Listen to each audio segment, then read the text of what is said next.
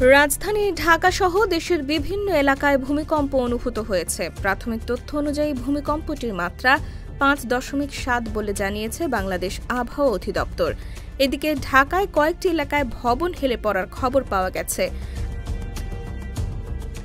আজ শুক্রবার 21 নভেম্বর সকাল 10:38:26 থেকে কম্পন শুরু হয়।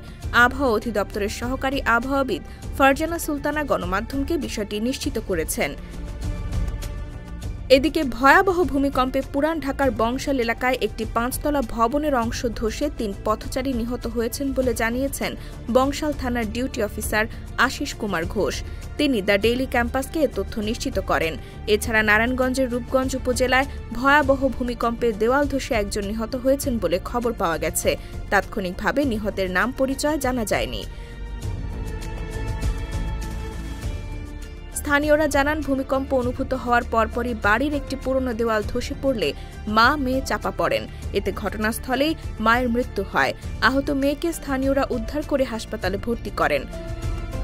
ভূমিকম্পের সময় ঢাকা বিশ্ববিদ্যালয়ের মহসিন হলের 4তলা থেকে লাফ দিয়ে একজন গুরুতর আহত হয়েছেন। এছাড়া জিয়া হল, কবি জসিমউদ্দিন হল ও ফজলুল হক হল থেকে আরও 3 জন শিক্ষার্থী লাফিয়ে আহত হয়েছেন বলে জানা গেছে।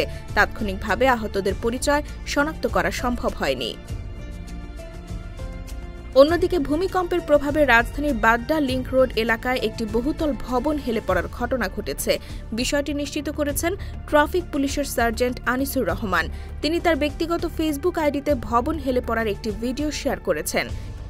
এই প্রতিবেদন লেখা পর্যন্ত ভয়াবহ ভূমিকম্পে আহত হয়ে 19 জন ঢাকা মেডিকেল কলেজ হাসপাতালে ভর্তি হয়েছেন বলে জানা গেছে।